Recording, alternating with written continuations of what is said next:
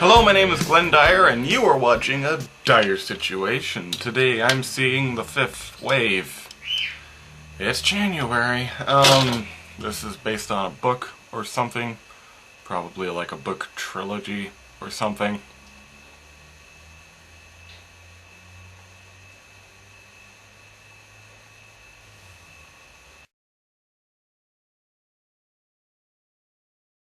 Okay, so that wasn't very bad. In fact, I found myself kind of enjoying it, like, a lot. Except for the ending, but I'll get to that.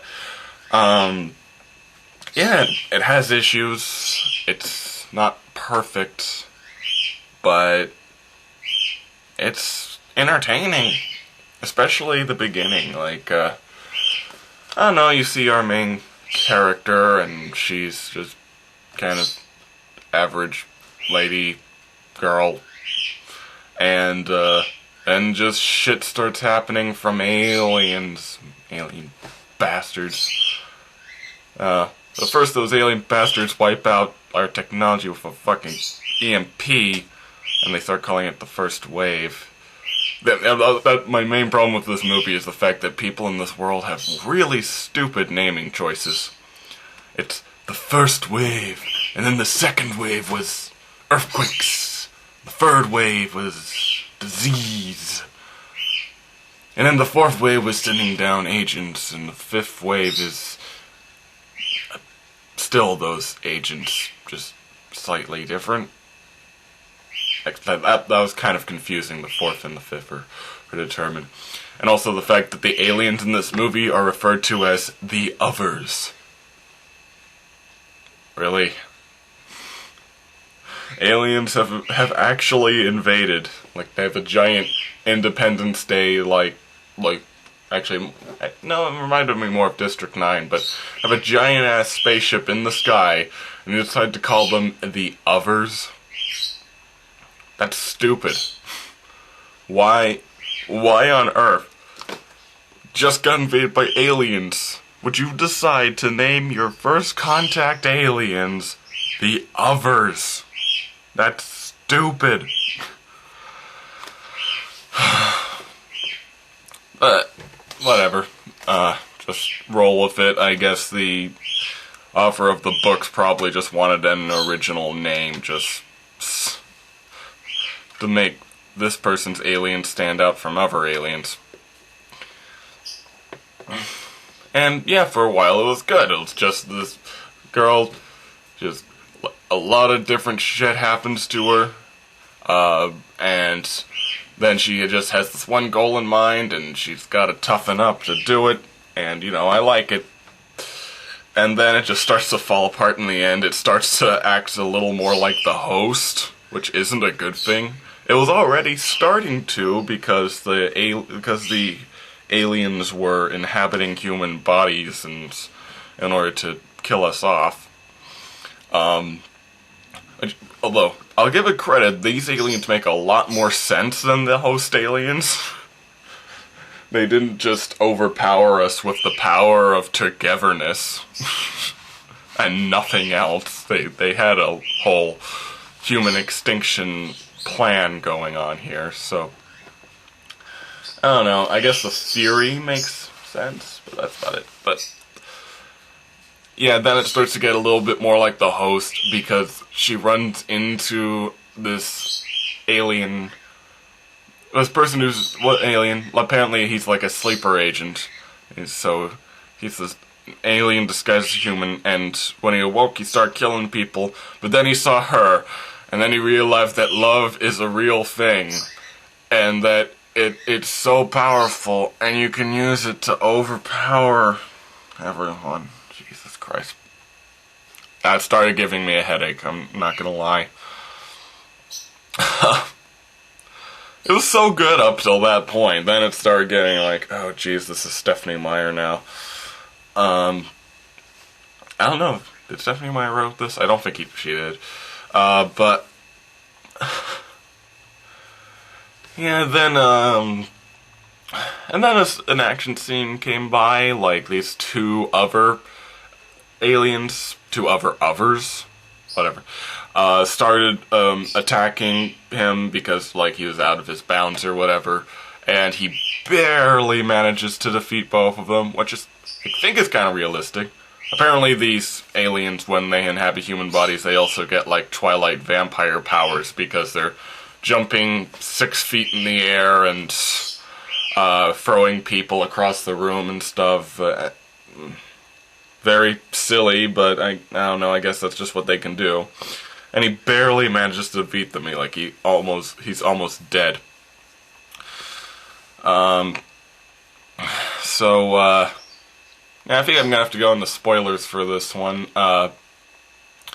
So I'll just wrap it up before I do that. This movie is rather entertaining. I guess if you're a fan of the book, you'll probably like it. I don't know for sure. Or if you just want to see some sort of Hunger Games / Percy Jackson / other teen novel book, this isn't bad. I don't know, maybe check it out. But as I said, but just bear in mind that towards the end it starts getting really hokey. And yeah. But that's my full thing. So now, Spoiler Town. We are in the spoiler alert territory. If you are still here, you are fully prepared to hear the spoilers. Okay, so right, so there's a massive twist in this whole movie where basically the army has come in and they've taken all the kids in the area and they're training them to be soldiers and to fight off the aliens, like the alien humans and stuff. And the twist is that the army people are actually the aliens, and they're training the kids to take out humans. And one of the kids, indeed, is our protagonist's brother, so she has to go and save him from this army base. Well, at the end, she goes in to do that, and it's kind of tense. She goes through the whole screening process, and bear in mind, I could kind of see this twist coming. Because at the beginning they show us how they screen them. They take these kids and they bring them into this room, and they show them this person with like behind some two-way mirror or something, and they put on this little thingy, and then they can see that they have like a big alien pus bag in their brain, and it looks cartoony and weird, and then they have them like push a button to kill it. Right? And that's a thing. Immediately I start getting a little suspicious because do they do that with every single person they get? How many of these things did they find? It's a little hokey. And then, of course, like, once they're sent out into battle, they're given little gear that shows who the aliens are and who the aliens aren't, and then the twist is revealed when they remove their little tracking chips inside them, and suddenly they're detected as aliens, and yeah, all that stuff. Yeah, I kind of figured that out a while ago. But nonetheless, so it's a little tense when she goes into the screening room and somehow manages to beat up and kill the screening lady, who's an alien. Just barely, like, you could, like, it's pretty tense. And then the whole place just starts blowing up, because the one other guy who's in love with her, just suddenly has unlimited bomb access, and is just, like, blasting the place to smithereens. And this just literally happens. They have to evacuate the entire area, and they have to... they all have to leave. Because this one guy is blowing everything up. And it was crazy. He does this in like 10 minutes either as well. Like, she enters the base and like 10 minutes later, you guys better get out of here, I set bombs all over the place. And then as they're leaving, like, we see the whole thing like caving in on itself from all the explosions. It's... how? He barely survived 2 of them. How, in a base filled with them, as well as hundreds of child soldiers, did he survive this? Did he do this? This makes no sense. Yeah, so, and then of course it ends on a big cliffhanger, because, we kind of defeated them, but there's a lot to go, and we might survive, or something, just baiting for the next one, because why not? It's a book series, I know. But, God, that ending just got really, really bad really fast. But, I don't know. Still like the beginning of it. I still found it to be an entertaining film. Just don't take that ending too seriously, I guess. I don't know. I don't have very high hopes for the next one.